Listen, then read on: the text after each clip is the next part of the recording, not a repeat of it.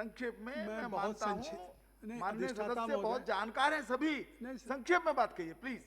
अभी मैं शुरू कर रहा हूँ सभापति महोदय। सभापति महोदय, मैं आपका बहुत आभारी हूँ और मैं तमाम महत्वपूर्ण सुझाव, महत्वपूर्ण बातें हमारे माननीय साथियों ने कही है, मैं उन बातों की पुनरावृत्ति नहीं करना चाहूँगा।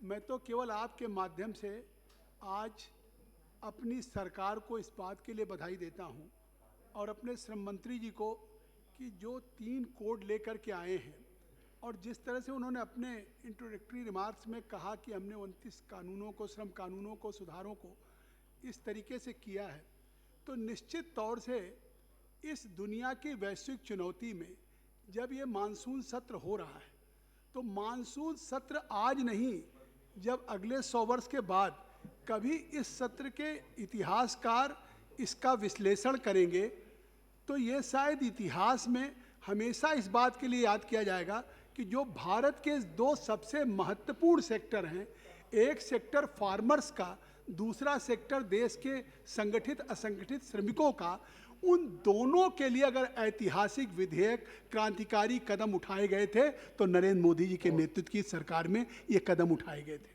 तो इसलिए मैं इस बात को कहना चाहता हूँ कि मजदूर तो लगातार संघर्ष कर रहा है और मैं केवल आपका ध्यान आकृष्ट करना चाहता हूँ कि पहली बार मजदूरों ने कब क्रांति किया।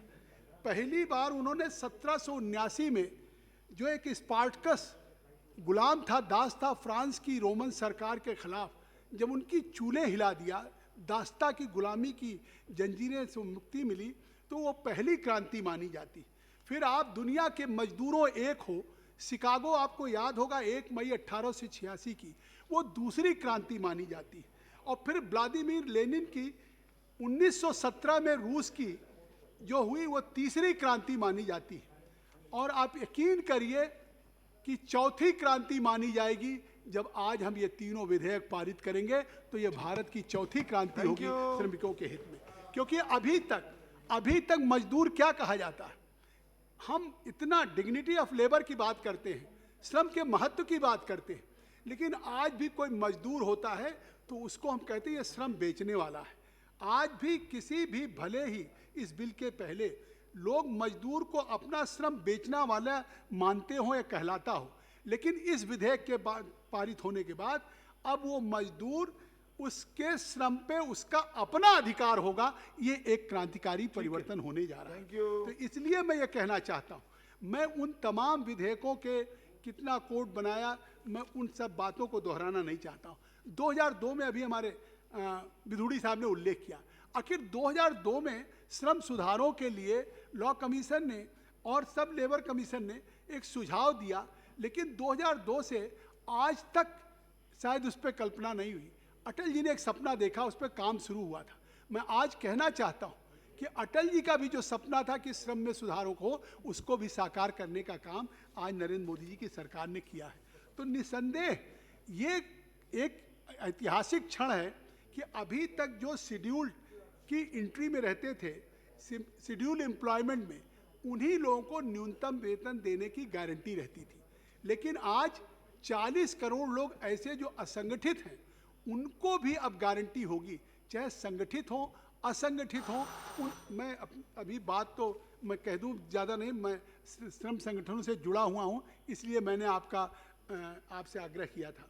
मैं कहना चाहता हूं कि 28 अक्टूबर 2003 को साहब सिंह वर्मा जी लेबर मिनिस्टर थे, अटल जी की सरकार थी, उस समय एक बैठक हुई थी श्रम सुधारों के संबंध में। जैसे मैं इधर लगातार बैठक करता हूं श्रम मंत्री गंगवार जी के साथ, तो उस समय भी जो भारतीय रेलवे मजदूर संघ, मालगोदाम संघ के श्रमिक थे, जो आज भी देश में 4 लाख हैं, जिस समय पूरे भारत में लॉकडाउन था, आप कल्पना करिए, फैक्ट्रियां जहां थी वहीं ठप हो गई, रेलगाड़ी बंद हो गई, जहाज बंद हो गया, ट्रांसपोर्ट बंद हो गया, बस एक सारा देश स्टैंड स्टिल, पूरी दुनिया हो गई। मैं एक बात कह के खत्म कर दूं, जो हम मंत्री जी उस पर जवाब देंगे, कि उसके बावजूद भी कन्याकुमारी से कश्मीर तक लोगों के घरों में अनाज पहुंच जाए।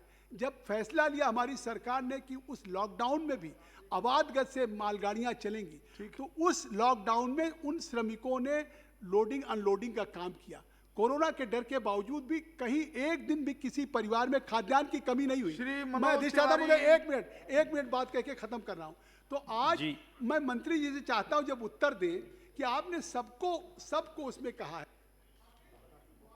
श्री मनोज तिवारी जी जी जी माननीय अध्यक्ष जी, पॉइंट्स में बात सभापति कीजिए जी। प्लीज, पॉइंट्स में बात आपने करिए, मुझे- विस्तार मत कीजिए बात का। एक लाइन कह के अगर इजाजत बोलिए, दें। बोलिए। धन्यवाद। ये आप रेलवे के जो मालगोदाम के श्रमिक हैं, माननीय मंत्री जी अपने उत्तर में आप बता देंगे कि आखिर इनका पीस रेट होगा या इनको जो सुविधा होगी वो एक राज्य से दूसरे राज्य में मालगोदाम पे काम करते हैं। आपने इस पे कई बैठकें किया है। रेलवे कहती है हम कॉन्ट्रैक्टर्स होगी को बात देते हैं आपकी। संगठित मनोज को, तिवारी जी, तो प्रारंभ इनको भी कीजिए। जी